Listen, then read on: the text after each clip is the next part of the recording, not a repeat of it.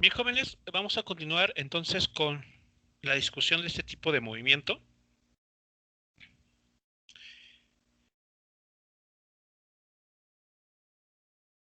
Una situación que se puede presentar en ese tipo de movimiento rotacional y que también se comentó en el movimiento traslacional es aquel en el que la aceleración, en este caso angular, es constante. Habíamos nosotros establecido ya una serie de ecuaciones muy concretas y simples que permitían describir el movimiento de un objeto en línea recta cuando su aceleración era constante. ¿Recordamos cuáles son esas ecuaciones?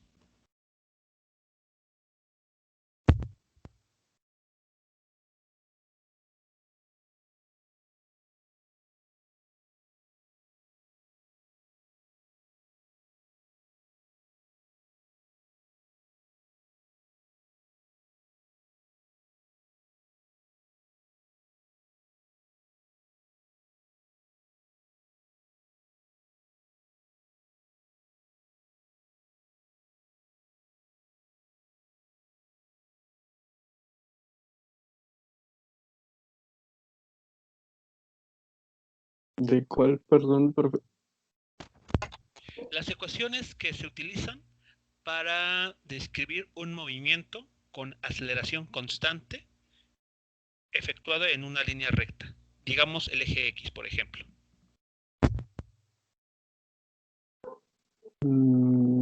Sería, pues, velocidad, aceleración y distancia. Perdón, no entendí la respuesta. Ah, las ecuaciones para los de un movimiento en una sola línea serían de, pues, la aceleración, la velocidad, la distancia y el tiempo. Ok, esos son los parámetros o las cantidades cinemáticas, pero ¿cuáles son las ecuaciones explícitas que las relacionan? Cuando la aceleración es constante. Teníamos dos ecuaciones. Lo de velocidad final es igual a la velocidad inicial más aceleración por tiempo. Ok, esa es la primera El- de el- ellas. la otra sería posición final es igual a posición inicial más velocidad inicial por tiempo más un medio de aceleración por tiempo al cuadrado.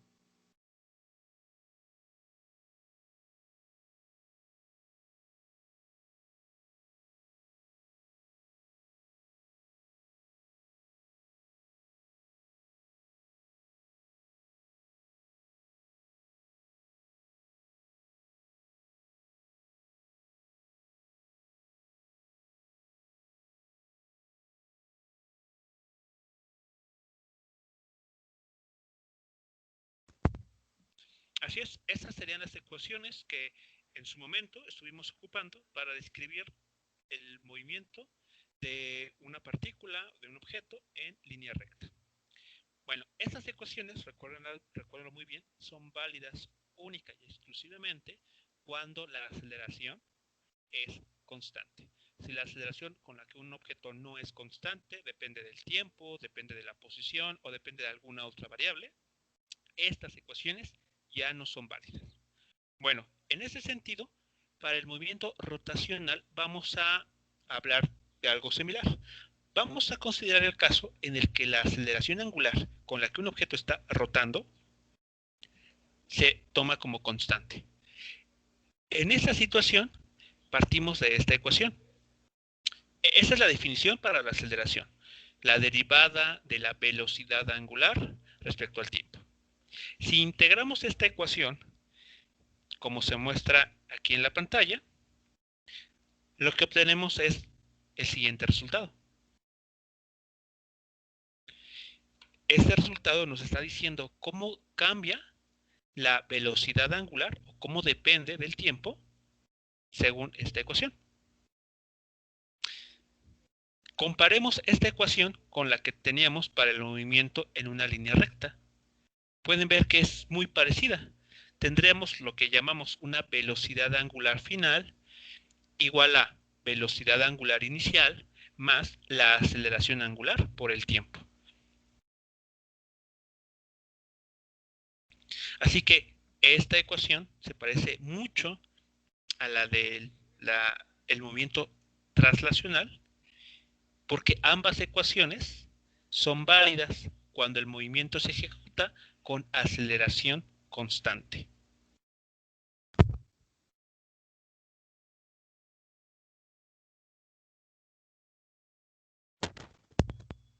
Muy bien, ya que tenemos la información de cómo cambia la velocidad angular en función del tiempo, cuando la aceleración angular es constante, podemos ahora intentar obtener la información sobre la posición.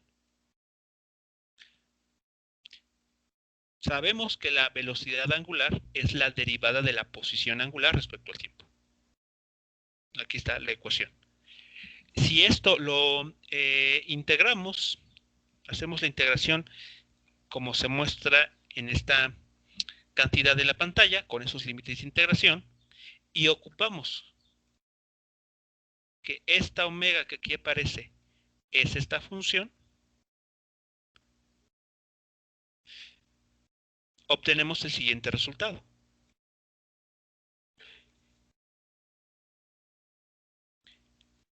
Este resultado nos está indicando cómo cambia la posición de un objeto en rotación en función del tiempo.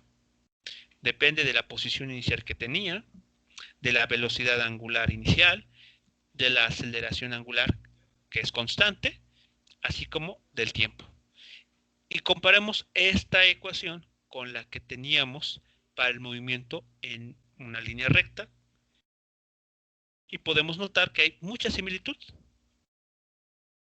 Como que los parámetros casi son los mismos, a excepción, claro, de que en el caso de estas ecuaciones en color azul, las cantidades se miden en unidades de metro por segundo, kilómetros por hora, mientras que las que aquí tenemos se miden en radianes.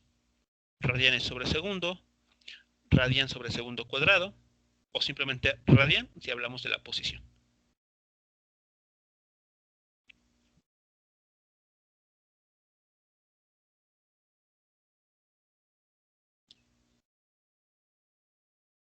Así que tengamos muy presente esta idea.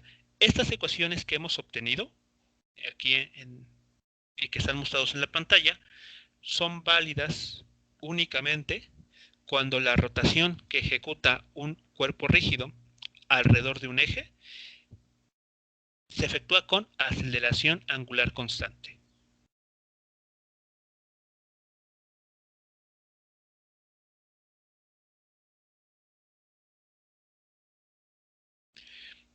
¿Preguntas o comentarios al respecto de estas ecuaciones o sobre su similitud con las ecuaciones para la cinemática traslacional?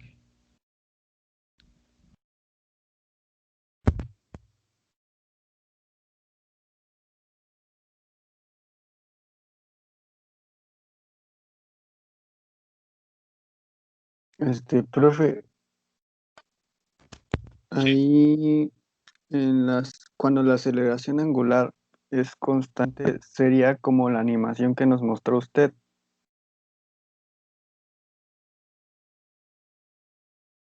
Cuando la aceleración es constante.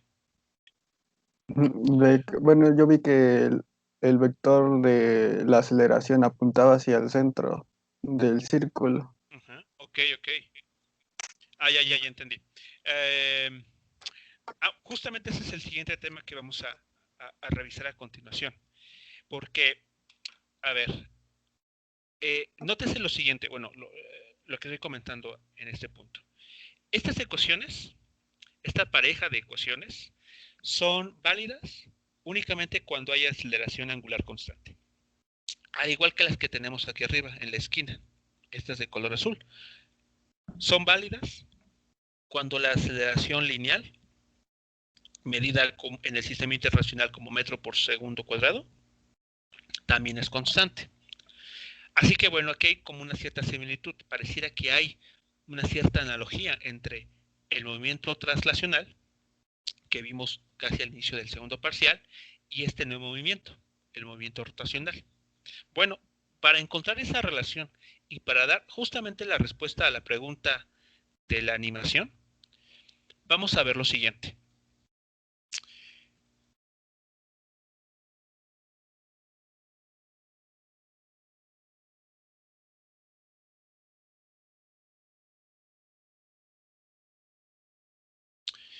Vamos a encontrar ahora la relación explícita que existe entre las cantidades cinemáticas lineales y las cantidades cinemáticas angulares. Para ello, consideremos el vector de posición. Este vector de posición, pues como su nombre lo indica, sirve para ubicar o localizar a una partícula en algún punto del espacio. En este caso, el vector de posición va a ubicar a una partícula que va a estar dando vueltas alrededor de un eje que pasa justo en el origen de coordenadas.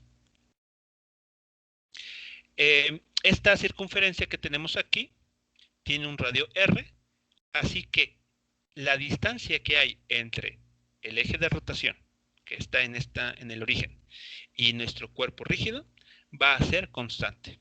Esa separación va a permanecer constante, no va a cambiar en el tiempo. No estamos interesados por ahora en estudiar lo que pasa cuando el objeto se va o se acerca al eje de rotación. Bueno, ¿cómo escribimos en estos casos el vector de posición? Evidentemente el vector de posición va a cambiar con el tiempo. De hecho, a ver, voy a pasar nuevamente la animación.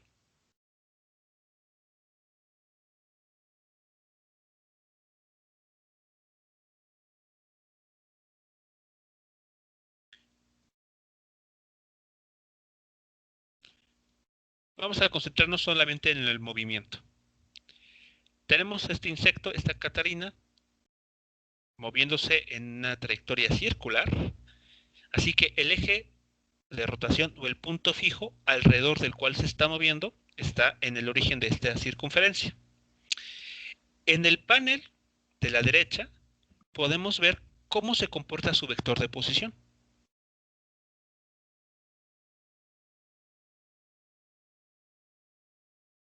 Podemos ver que el vector de posición, este que está en color azul, no modifica su magnitud o su módulo. No lo modifica, no se altera para nada. Pero ¿qué sí está cambiando en el tiempo? Su dirección.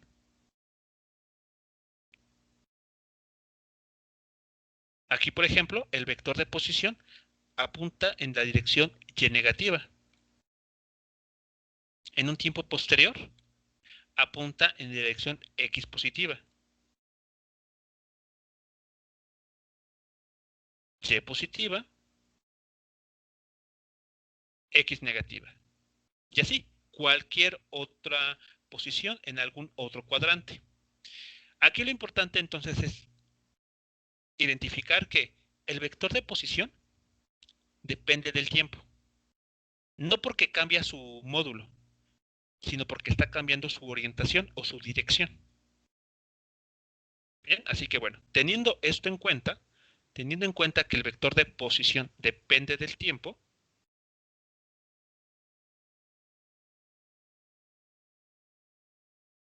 podemos expresar el vector de posición de esta manera. Aquí, ¿qué estamos escribiendo? Sus componentes.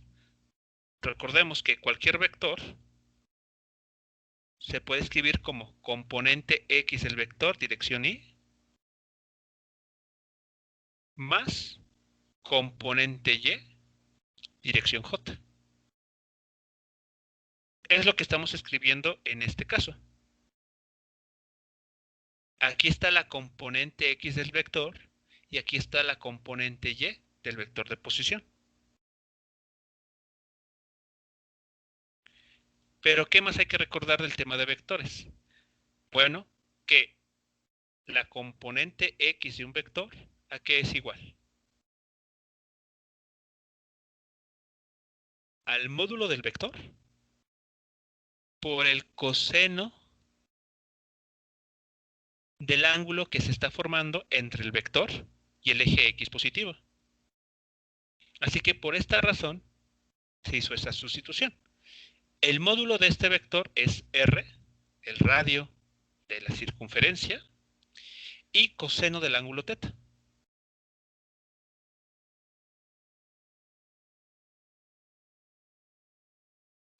¿Qué otra sustitución se acaba de hacer? La componente y. La componente y de un vector es igual a el módulo del vector por el seno del ángulo θ que está formando con el eje x positivo. Aquí está nuevamente. El módulo de este vector es r y aquí está seno del ángulo θ en la dirección j.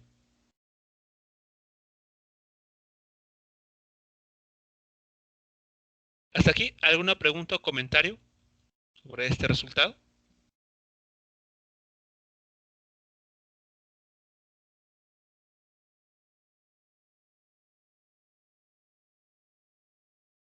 No, no. Ok, muy bien. Bueno, ¿qué es lo importante anotar aquí? Que este ángulo ya no está fijo.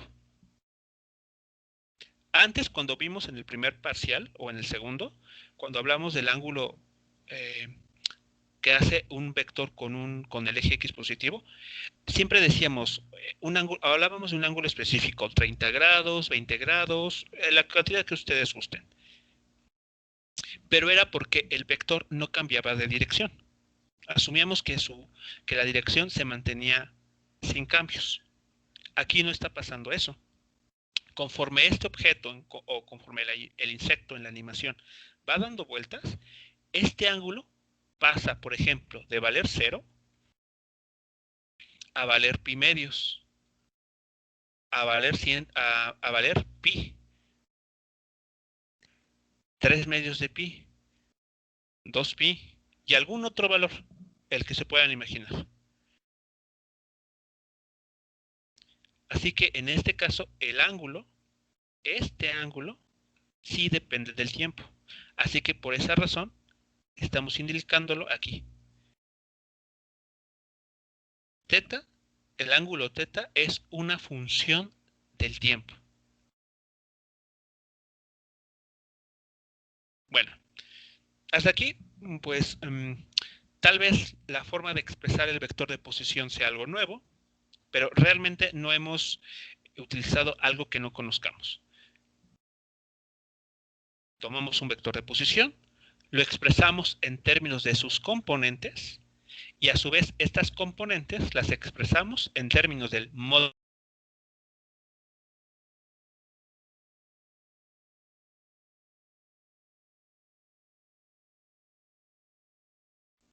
con el eje x positivo ya no es constante, sino que está cambiando en el tiempo.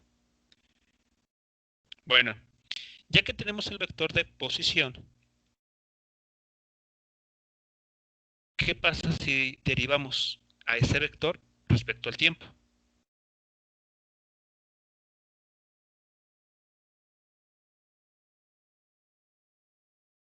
¿Qué cantidad obtenemos?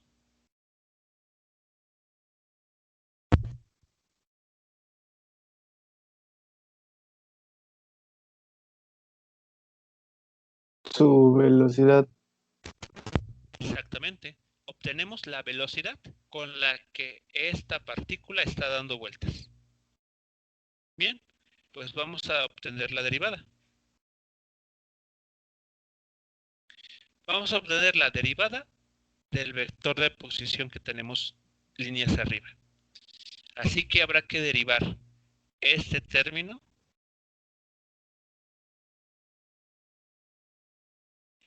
la derivada del coseno es la función menos seno. Pero como aquí el ángulo depende del tiempo, para poder ejecutar correctamente la derivada, tenemos que aplicar regla de la cadena. Es un resultado de cálculo que espero ustedes ya lo hayan visto o lo hayan trabajado. Pero aquí se tiene que aplicar entonces regla de la cadena. Así que notemos lo que va a suceder.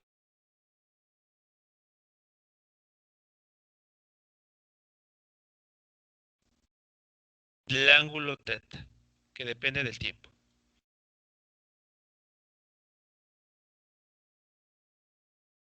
Que depende del tiempo. Y esto lo tenemos que derivar respecto al tiempo. Bueno, ¿qué nos dicen nuestras reglas de derivación? La derivada del coseno es menos seno del mismo ángulo, que depende del tiempo, ¿por quién? ¿Qué nos dice la regla de la cadena? ¿Por quién hay que multiplicar ahora? Por la derivada del ángulo, bueno, de teta. Exactamente, por la derivada del ángulo teta. ¿Y qué es la derivada del ángulo teta respecto al tiempo?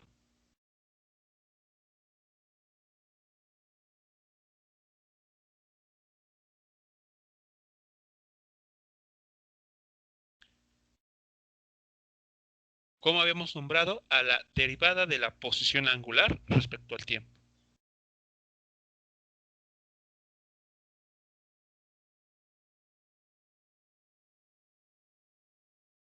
Velocidad angular. Así que esto que está en rojo lo podemos reemplazar por la velocidad angular.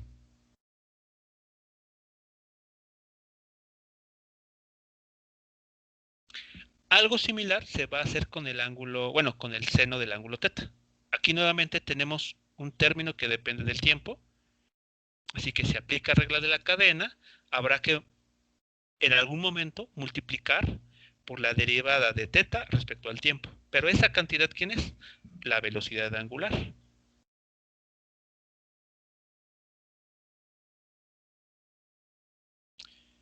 ¿De acuerdo? Así que bueno. Tras aplicar la regla de la cadena, tanto al término coseno como al término seno, obtenemos el siguiente resultado.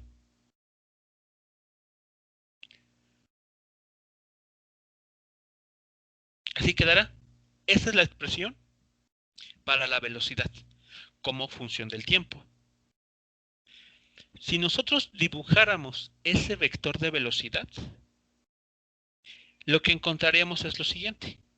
El vector velocidad se dibuja siempre de manera tangencial a la trayectoria que está describiendo la partícula en rotación. Siempre, siempre va a ser un vector tangente. Así que sin importar en qué punto nos encontremos, la velocidad siempre va a ser tangente a la trayectoria circular. Si nos vamos a la animación,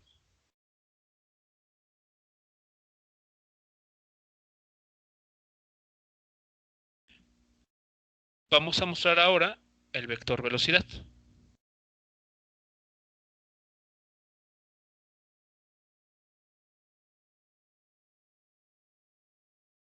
No importa en qué punto se ubique esta Catarina, o en general cualquier objeto bajo una rotación, la velocidad, el vector velocidad, siempre va a ser tangente a la curva, o en este caso a la circunferencia.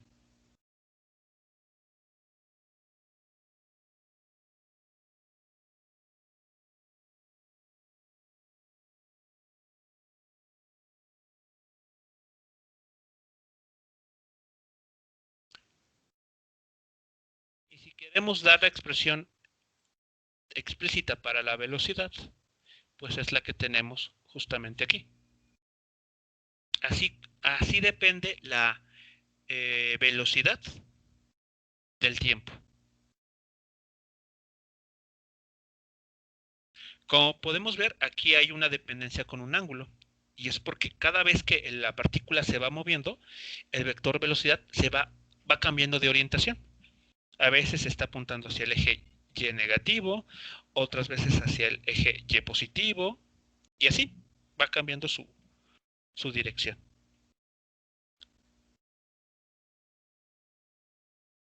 Hasta aquí, preguntas o comentarios sobre el comportamiento del vector velocidad.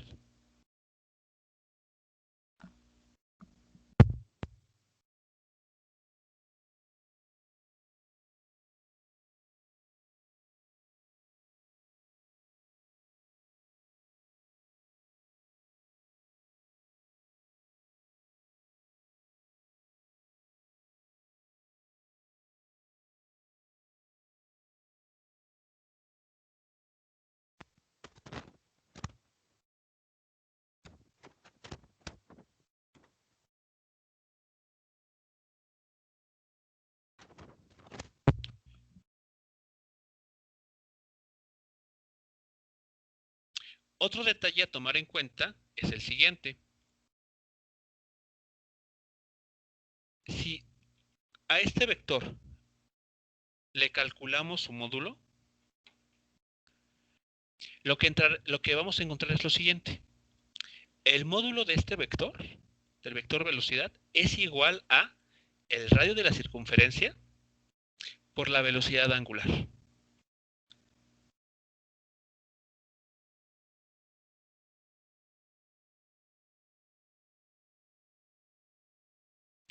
Eso es lo que estaría pasando. Aquí está la primera relación que tenemos que tomar en cuenta. El módulo de la velocidad lineal se relaciona con la velocidad angular, la rapidez con la que la posición angular está cambiando en el tiempo a través del radio.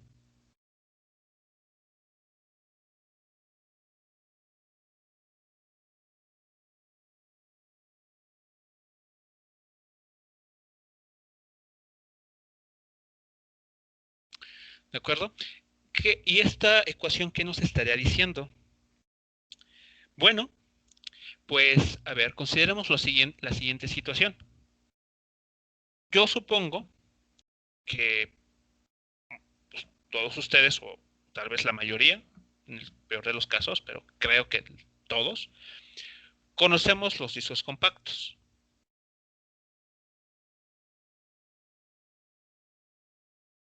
Ya sea aquellos que tenían música para el estéreo o aquellos que podemos utilizar en una computadora o laptop. Bueno, estos discos se ponían en una base y esta base se pone a girar.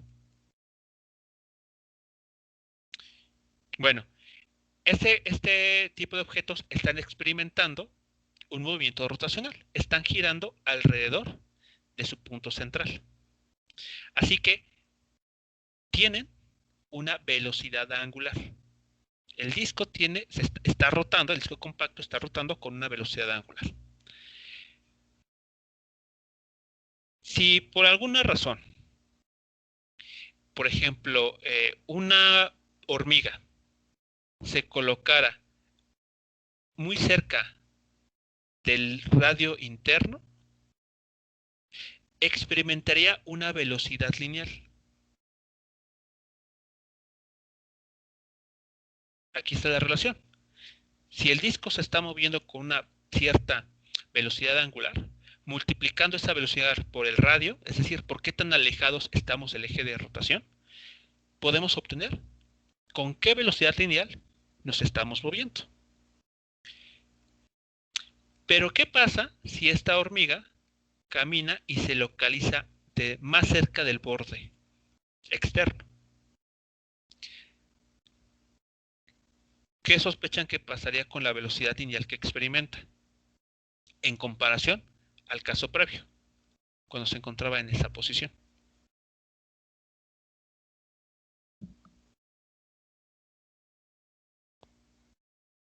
Creo que incrementa. Exactamente, se va a incrementar porque el radio, es decir, la distancia que la separa del eje de rotación, aumentó. Así que eso es lo que está sucediendo cuando un objeto, bueno, cuando una partícula que está en movimiento rotacional se aleja o se acerca al eje de rotación. Entre más cerca estemos del eje de rotación, vamos a experimentar una mayor velocidad angular, perdón, lineal, esta V, en comparación a que si, manteniendo la misma velocidad angular, nos moviéramos más hacia afuera. En ese caso, esta velocidad tangencial se incrementaría. Eso también lo podemos observar, y es el ejemplo típico, en las famosas escoltas. Ya sea, por ejemplo, en los honores a la bandera que se realizan o se realizaban cada lunes, o bien en estos desfiles, por ejemplo, que se realizan el 15 de septiembre, 15 y 16 de septiembre. Cuando la escolta, generalmente tenemos un grupo de personas, todas marchando, y todas van siguiendo el mismo paso. Así que todas ellas, en esta figura, van avanzando siempre en la misma proporción. Bueno, llega a haber ocasiones en las que la escolta, este grupo de personas, tiene que dar una vuelta.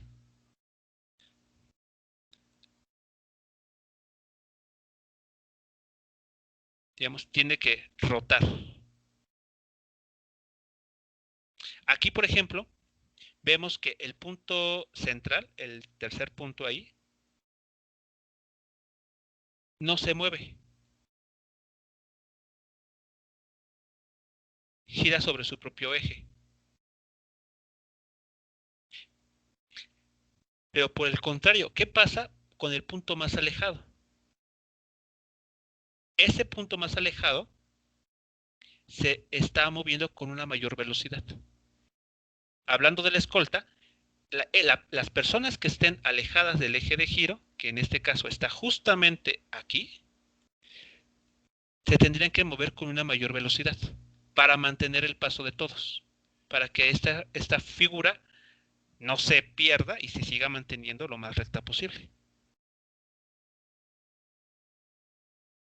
Así que generalmente lo que uno ve es que estas personas que están alejadas del eje de rotación, pues van dando pasos más amplios en cuanto a longitud, en comparación a aquellos que están más pegados al eje de rotación. Como justamente es este punto central. Esta persona que esté en esta posición simplemente tendrá que girar sobre su propio eje. Así que esa es la información que estamos encontrando en esta ecuación. Cuando un sólido rígido da rotaciones y se mueve con una cierta velocidad angular, las partículas que están más cerca del eje de rotación experimentan una velocidad lineal menor en comparación a aquellas que se encuentran más alejadas del eje de rotación.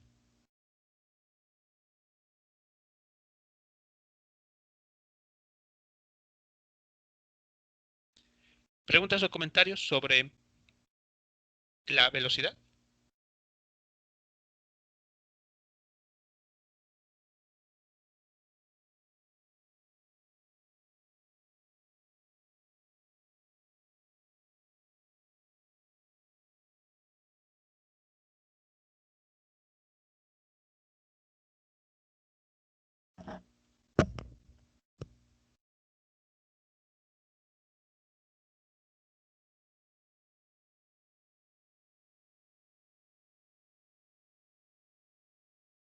Bien, lo siguiente es, ya que tenemos la velocidad, ya sabemos cómo se comporta la velocidad, podemos ahora calcular la aceleración.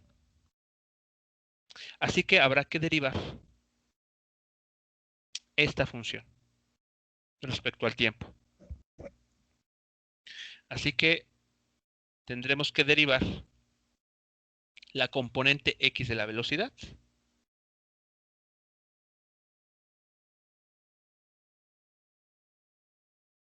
y tendremos que derivar la componente y de la velocidad. Pero aquí nótese algo muy importante. Aquí tenemos el producto de dos funciones que dependen de la velocidad, perdón, del tiempo. Esta omega es la velocidad angular y la velocidad angular en general depende del tiempo. Así que tenemos aquí una función y aquí hay otra función. ¿Qué es lo que hay que hacer cuando se deriva el producto de dos funciones?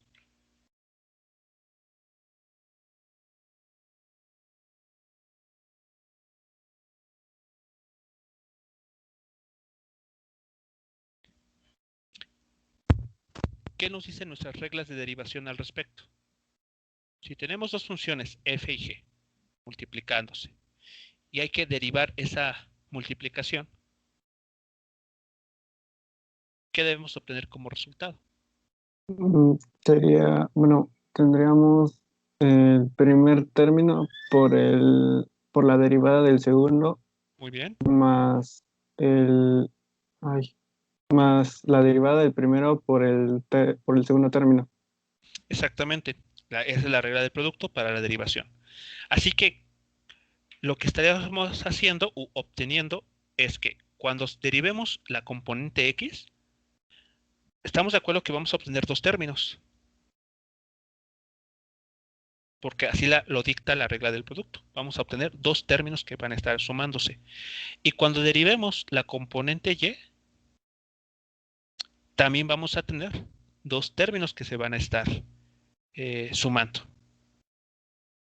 Así que cuando hablamos de la aceleración, vamos a pasar de tener dos términos, dos sumandos, a tener cuatro. Dos en el eje X y dos en el eje Y.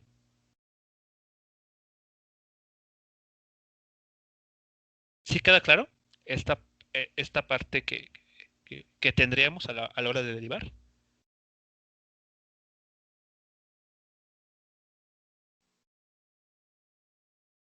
Solo por haber aplicado la regla del producto. No estamos aquí haciendo nada extraño. Simplemente la regla del producto nos va a arrojar dos términos que se van a estar sumando. Bueno, ¿qué otro detalle hay que tomar en cuenta?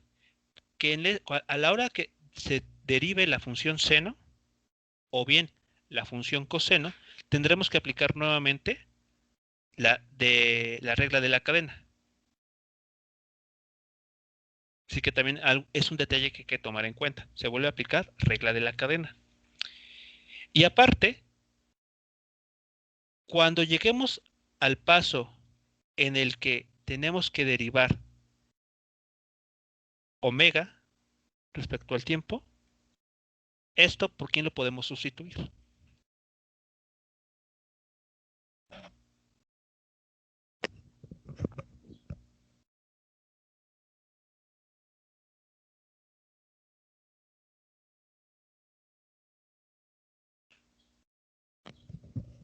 Por, sería lo de la posición, la diferencia de la posición angular sobre la diferencia del tiempo. No, porque aquí estamos hablando de una derivada. Entonces sería lo de derivada de la posición angular con respecto a dt, ¿Y al cómo, tiempo. y cómo llamamos a esa cantidad que se obtiene de derivar? La velocidad respecto al tiempo. La velocidad angular instantánea. No, que estamos derivando la velocidad respecto al tiempo.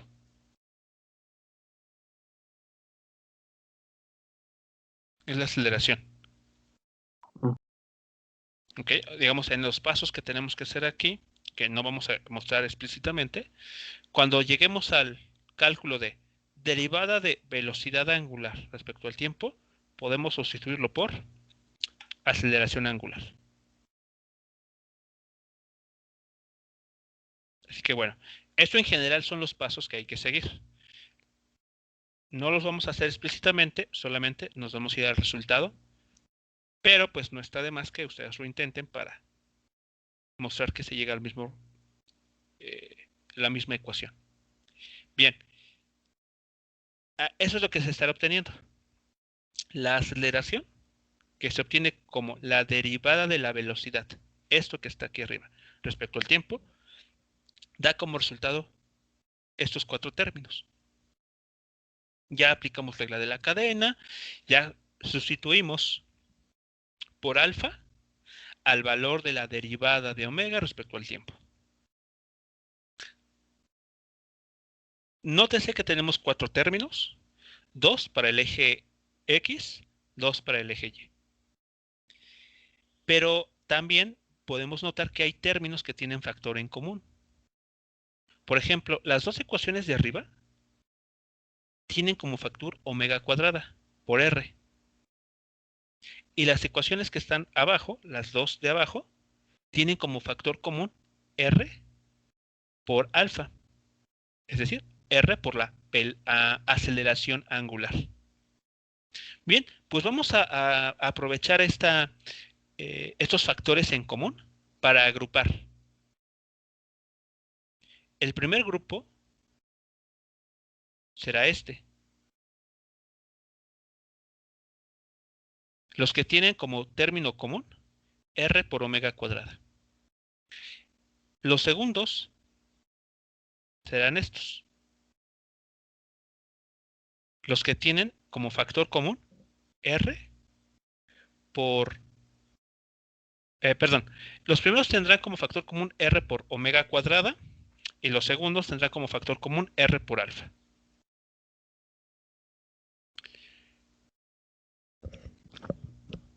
Bien, pues al hacer esta distinción, resulta que este término, los que están en color azul, esa suma, nos va a dar una componente de nuestro vector aceleración.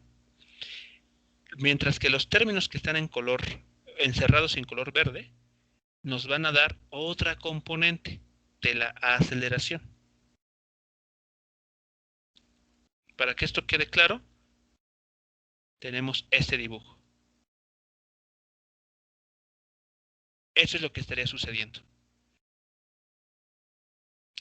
Aquí vemos que los términos que tienen como factor común R por omega cuadrado dan como resultado un vector que va a apuntar siempre hacia el centro de la trayectoria circular. A esa componente de la aceleración se le conoce como aceleración centrípeta. Y esa es una de las que ya habíamos visto anteriormente. Cuando un objeto se mueve en forma circular, habíamos mencionado que experimenta una aceleración que tiende a mantenerlo, bueno, que está dirigida hacia el interior de la trayectoria circular, llamada aceleración radial o aceleración centrípeta. Bueno, además estamos encontrando que hay otra componente de la aceleración. Una aceleración que al dibujarla es tangente a la trayectoria circular. A esta aceleración se le suele denominar como la aceleración tangencial.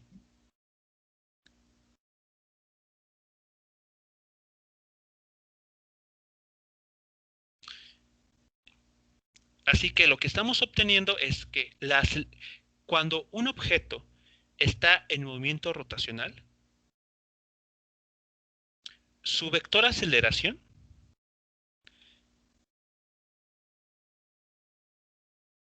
va a tener dos componentes cuyas direcciones van a ser las que están mostrando aquí. Una componente va a estar actuando siempre hacia el centro de la trayectoria circular y otra componente va a estar orientada siempre de manera tangencial a la trayectoria circular.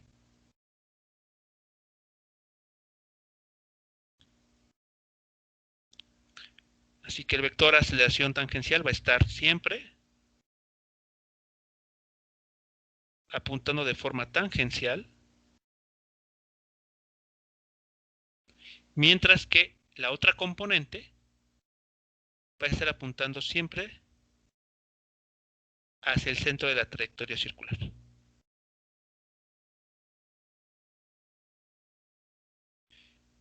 Y la aceleración siempre va a ser la suma vectorial de estas dos aceleraciones.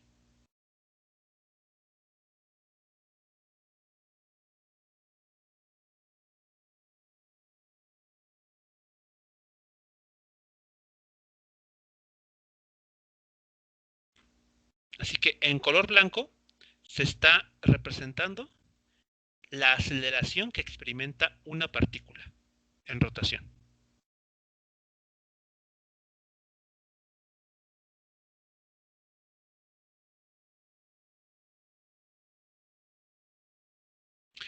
Mucho ojo aquí, no estamos diciendo que la partícula tenga dos aceleraciones. Eso no tiene sentido. No tiene sentido que una partícula o un cuerpo o un sólido rígido esté experimentando dos aceleraciones al mismo tiempo. No, está experimentando solamente una, la que está en color blanco. El vector está en color blanco. Lo que estamos encontrando son sus componentes. Son las componentes de ese vector aceleración. Una componente la hemos llamado aceleración centrípeta y la otra componente aceleración tangencial.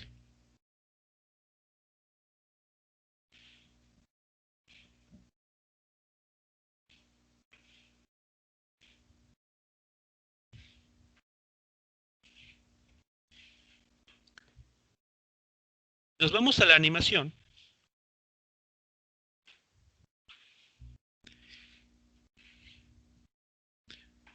La aceleración que nos están mostrando, en este caso, es una de las componentes, es decir, la aceleración centrípeta, la que siempre apunta hacia el interior de la trayectoria circular. En este caso, la aceleración tangencial no aparece explícitamente dibujada, pero, como se ha mencionado, siempre va a ser tangente a la trayectoria circular. Es decir, va a tener una dirección similar a la de la velocidad.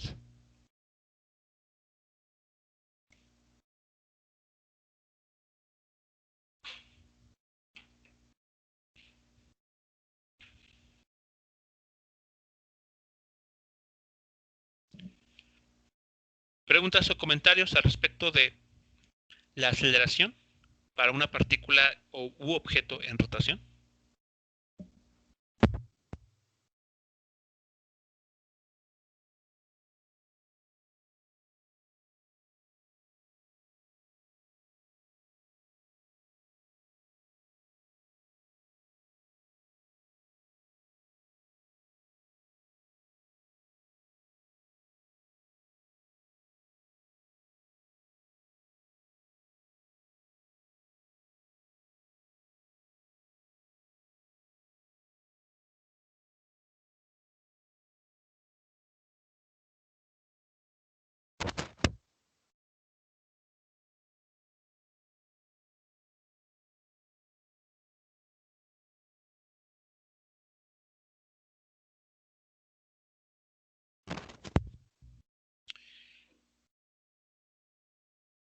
Ahora bien, si calculamos los módulos de estas dos componentes de la aceleración, vamos a encontrar que, por ejemplo, la aceleración tangencial se va a relacionar con la aceleración angular de esta manera, simplemente como el radio multiplicado por el radio.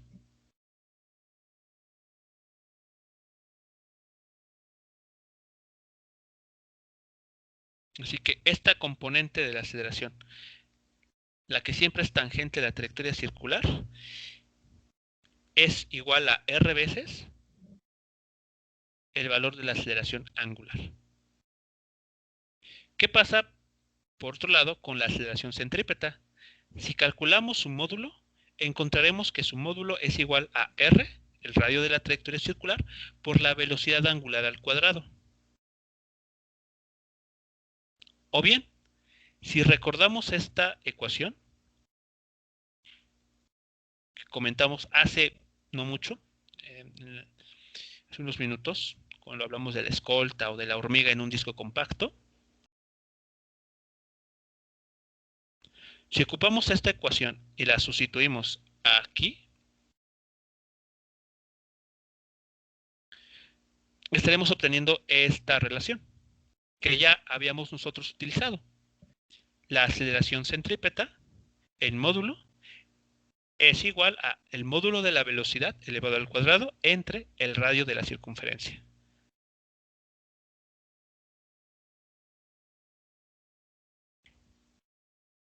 Así que, bueno, de aquí surge esa relación que en su momento solamente mencionamos, que trabajamos en algunos ejercicios, pero que no comentamos nada más al respecto. Bueno, aquí estamos viendo de dónde surge.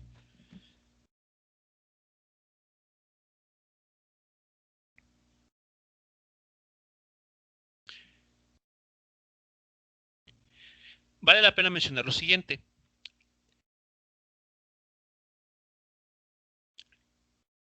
Anteriormente habíamos indicado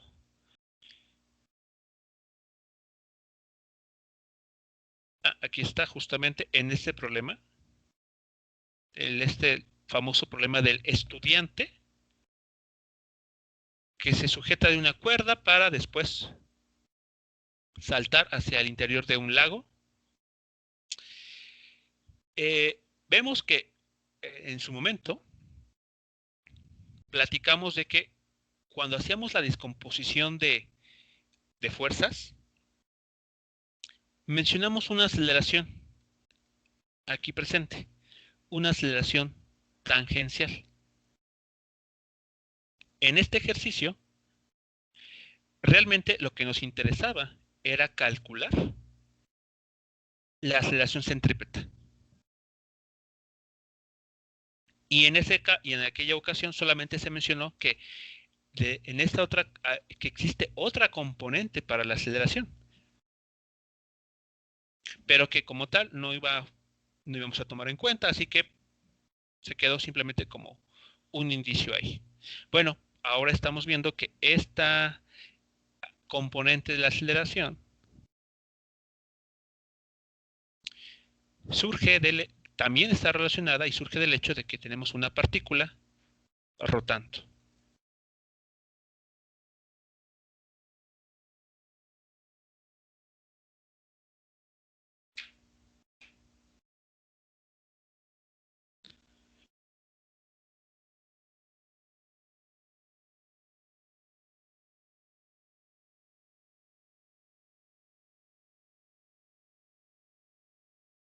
¿Preguntas o comentarios sobre la relación entre cantidades lineales y cantidades angulares?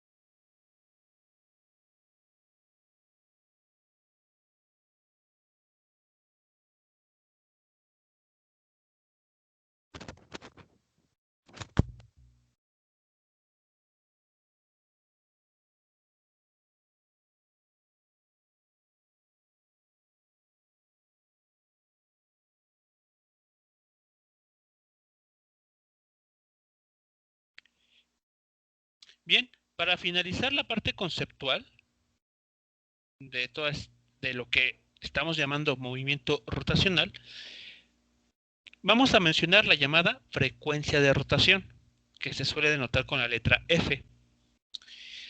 La frecuencia de rotación es una cantidad que nos indica cuántas vueltas se están completando por unidad de tiempo. De hecho, seguramente tal vez a ustedes les suene que cuando se habla de movimiento rotacional se suele utilizar el término revoluciones por minuto. Bueno, pues este término de revoluciones por minuto es la unidad de medida de la llamada frecuencia de rotación. Y como podemos ver, la frecuencia de rotación está relacionada con la velocidad angular a través de un factor 1 entre 2pi. Así que para ciertas aplicaciones o ciertas actividades, en lugar de utilizar la velocidad angular para decir cómo está moviéndose, qué tan rápido se está moviendo angularmente o alguna pieza o algún objeto, se utiliza o se prefiere utilizar la frecuencia de rotación. ¿Cuántas revoluciones por minuto o revoluciones por segundo se están completando? Aquí vamos a entender que una revolución corresponde a 2 pi radianes, una vuelta completa, en todo caso.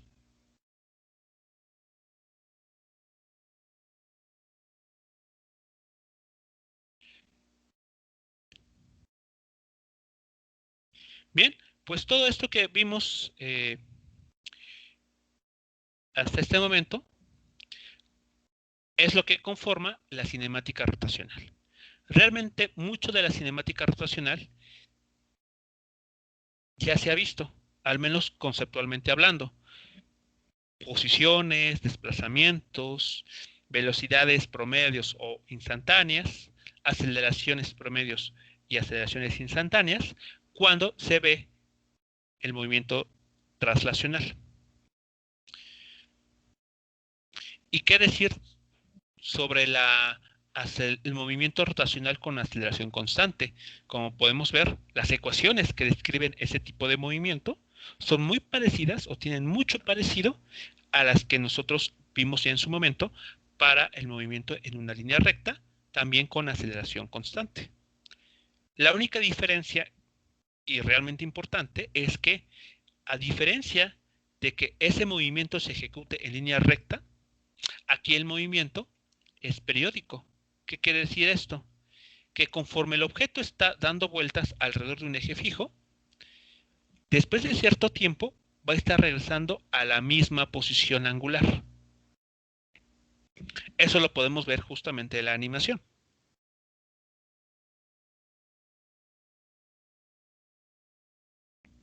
Supongamos que la Catarina tiene su posición inicial justo aquí. Esta es su posición inicial. Voy a marcarlo por el cursor. La Catarina sigue la trayectoria circular, avanza y después de cierto tiempo regresa justo a la posición que tenía hace ya unos segundos atrás. Dejamos que siga avanzando el tiempo.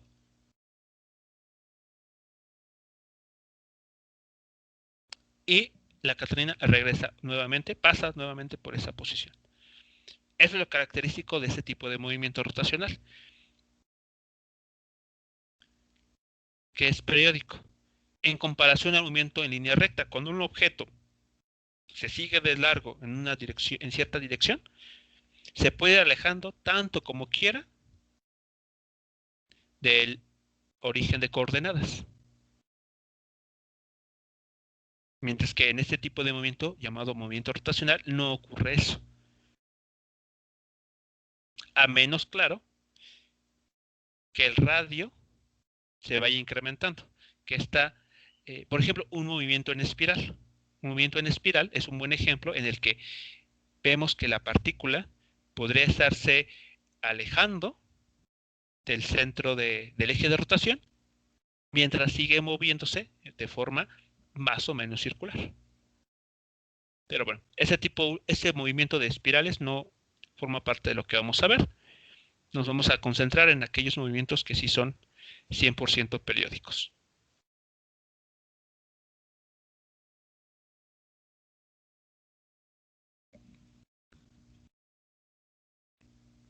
¿Alguna pregunta o comentario sobre lo que acabamos de ver hace ya algunos minutos?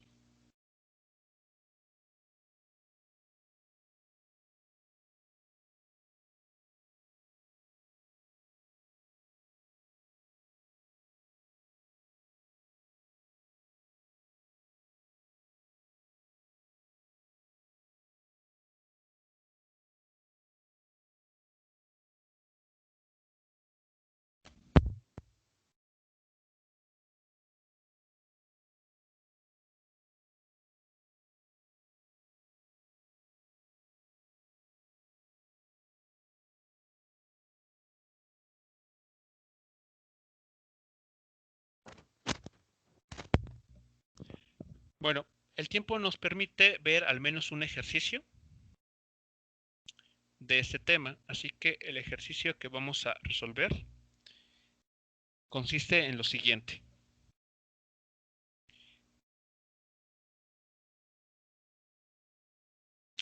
Se tiene un disco compacto, justamente los que se mencionaban anteriormente, que tiene un radio de 12 centímetros, perdón, aquí un diámetro de 12 centímetros. Este disco compacto, en él se codifican secuencialmente bits digitales de información a lo largo de una trayectoria en espiral hacia afuera. La espiral empieza con un radio R1 igual a 2.5 centímetros y continúa su trayectoria espiral hasta un radio R2 de 5.8 centímetros. Para leer la información digital, un reproductor de CD hace girar el disco de manera que su lector láser escanee a lo largo de la secuencia en espiral de bits, con una rapidez lineal constante de 1.25 metros por segundo. Entonces, el reproductor debe ajustar con precisión la frecuencia rotacional F del disco compacto conforme el láser se mueve radialmente hacia afuera. Finalmente, determine los valores de F en unidades de revoluciones por minuto cuando el láser se localiza en R1 y cuando está en R2. Bien, ¿qué es lo que está sucediendo en esta situación que nos están planteando en este problema?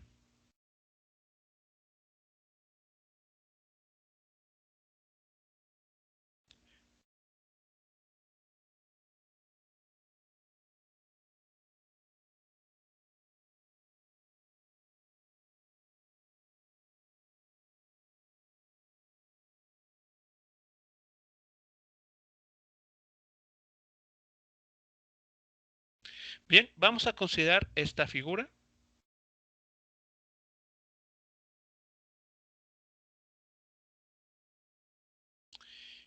Y vamos a tomar en cuenta que en este caso el eje de rotación para este disco compacto se va a localizar justamente en su centro. Así que tenemos el disco compacto que va a estar girando.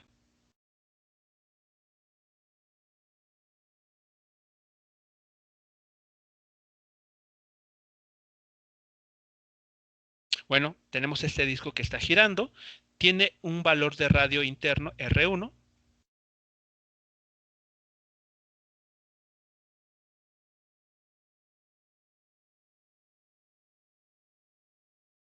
Y un radio externo llamado o identificado como R2.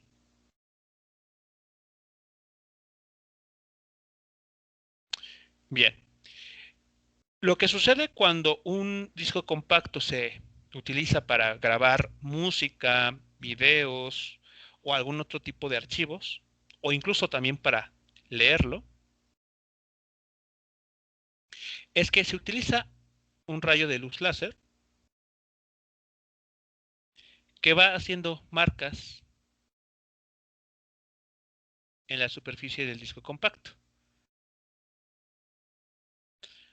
Ahora, evidentemente, estas marcas no se tienen que superponer, no tenemos que estar haciendo que ese rayo de luz pase nuevamente sobre las marcas que ya se hicieron, porque estaríamos sobreescribiendo información. Y eso, pues, computacionalmente podría dañar la información que ya está almacenada en el disco compacto. Así que lo que se hace es que, como el problema nos lo comenta, se tiene que ajustar la frecuencia de rotaciones para que el haz de luz láser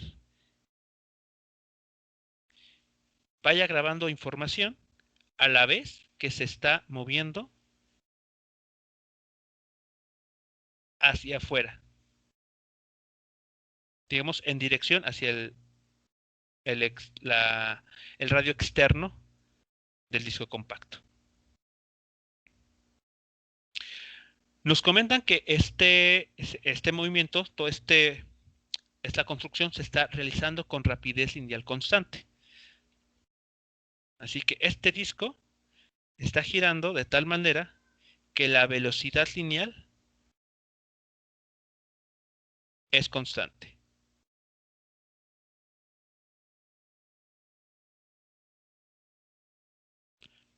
Y tiene un valor específico de 1.25 metros. Entonces, ¿qué es lo que hay que hacer? Pues de alguna manera establecer una relación que vincule la frecuencia con la que este reproductor se tiene que ajustar y la velocidad con la que este disco compacto está realizando las rotaciones. Y claro, tenemos que tomar en cuenta que ese rayo de luz láser se va a estar moviendo entre dos valores. Entre R1, que vale 2.5 centímetros, hasta un radio 2 de 5.8 centímetros.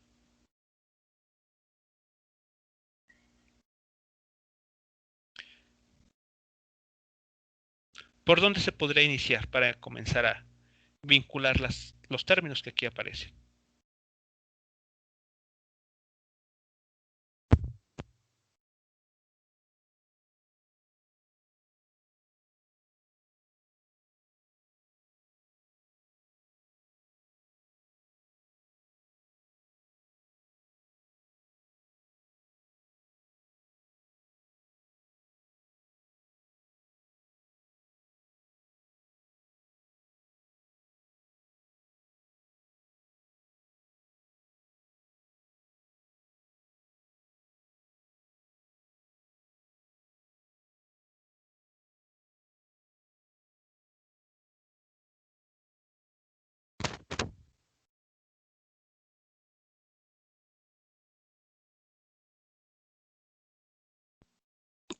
Podríamos calcular la velocidad angular Ok, calcular la velocidad angular. ¿A partir de qué datos? del radio bueno, del radio 1 Ok, ajá. y la velocidad lineal que tenemos ahí. Muy bien, ok. Claro, tenemos una ecuación que las vincula, ¿no? Sabemos que esta velocidad, ese módulo de la velocidad es constante, tiene un valor de 1.25 metros por segundo. Conocemos el radio al cual el rayo de luz o las láser se tiene que ubicar. Y eso, claro, nos permitiría conocer la correspondiente velocidad angular. Muy bien. Y ya que se tenga, Pues ya utilizamos la fórmula de la frecuencia, que es velocidad angular sobre 2pi. muy bien, así es. Exactamente. Esos serían los pasos que podríamos estar haciendo. Tenemos que tomar en cuenta esta relación y esta otra.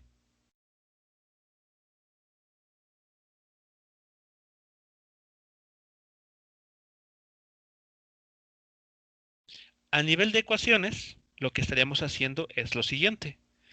De la ecuación que tenemos aquí, que hemos obtenido con las derivadas y demás hace unos ya eh, varios minutos, podemos entonces relacionar la velocidad lineal con la frecuencia de rotaciones. Sustituimos el valor de omega, aquí en lo que está en color verde, y de ahí despejamos la frecuencia. Y aquí, ¿qué podemos notar? Que la frecuencia va a depender del radio.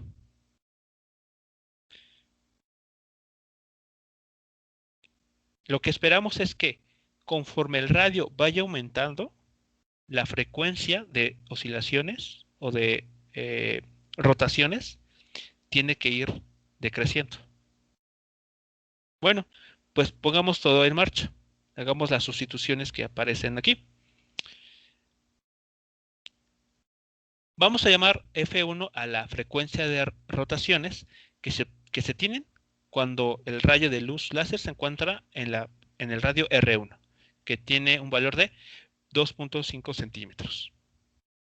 Algo muy importante, si uno mete los datos así como están dados en el problema, lo que vamos a obtener como resultado son radianes, revoluciones por segundo. Y el problema nos especifica claramente que hay que reportarlo en revoluciones por minuto. RPM, revoluciones por minuto. Así que, además de hacer el cálculo de sustituir los datos, tenemos que hacer una conversión, convertir los segundos a minutos. Y algo similar para la frecuencia que vamos a llamar F2, que se tiene cuando el rayo de luz láser está a una distancia de 5.8 centímetros.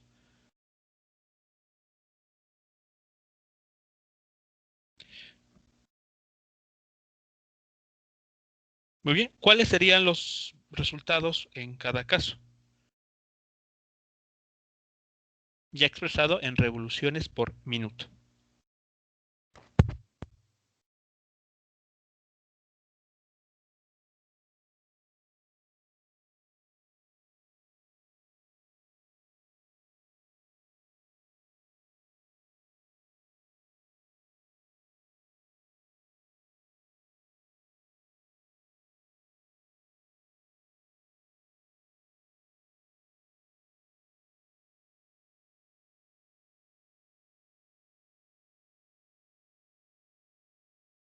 Ahí, bueno, disculpe, ahí el 2pi se toma como 180 o como el valor de pi. Es, El valor de pi, el 3.14. ok.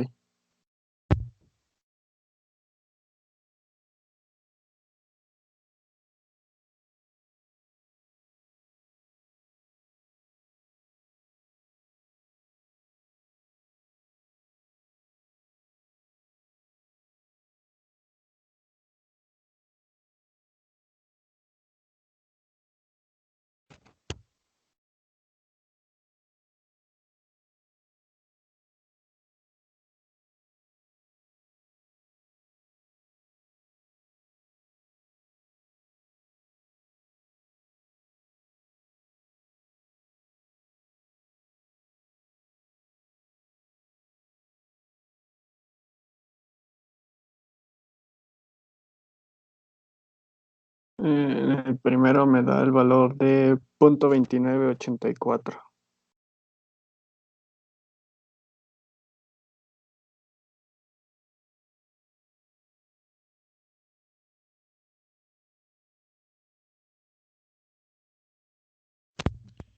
Muy bien, ¿y el segundo? Me da un valor de 0.00275.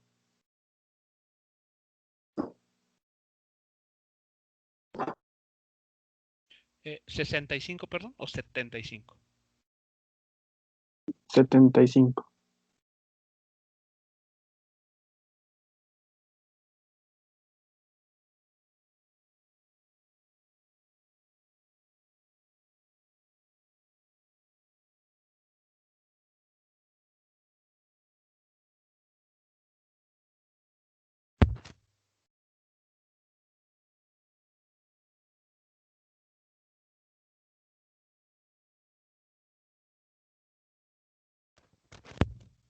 A ver, vamos a ver con el primero. Uno es 1.25 por los 60.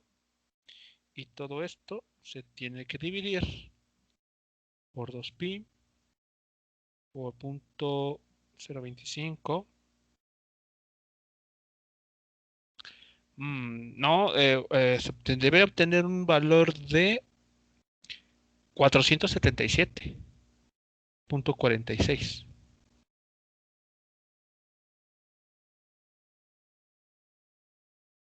Se tiene que multiplicar 1.25 por 60 y todo eso que se obtiene, dividirlo por 2pi por 0.025.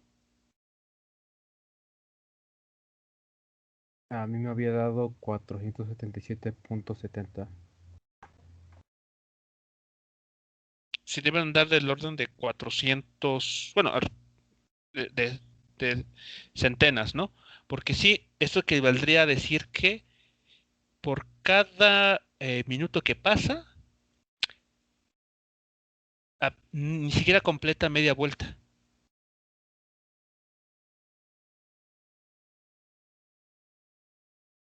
Entonces, no sé cómo se hizo el cálculo anterior, pero eh, si hay que multiplicar 1.25 por 60 y eso dividirlo por el producto de 2 por pi, donde pi 3.14 de más, por 0.025.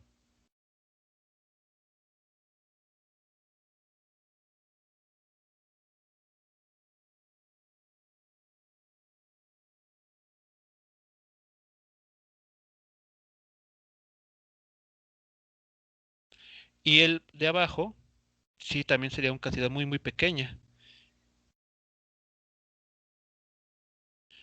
A ver, sería 1.25 por 60, todo eso entre 2pi, que multiplica 0.58.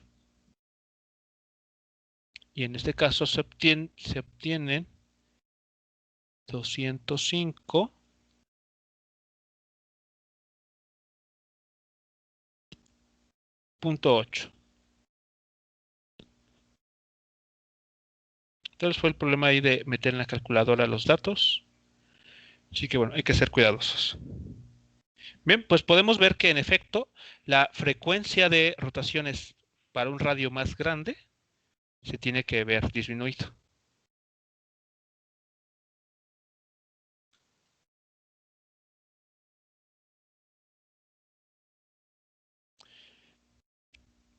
Bien, pues este fue entonces nuestro primer ejercicio con relación al movimiento rotacional.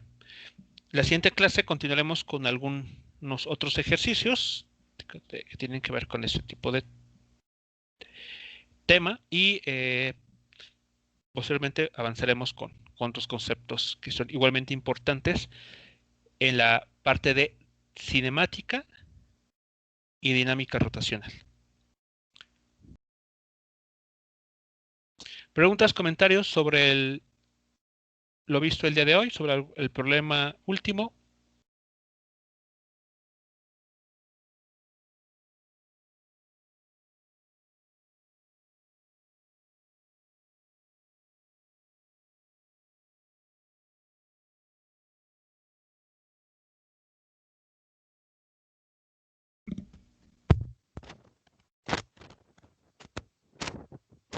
No, ninguno, profe. Muy bien. Bueno, pues terminamos la sesión de este día y de esta semana. Continuamos, por lo tanto, el día martes.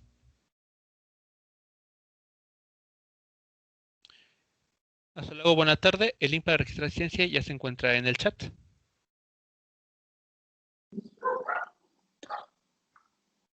Hasta luego, profe, gracias. Hasta luego. Hasta luego, profe. Gracias. Hasta luego, Hasta luego, profesor. buena tarde.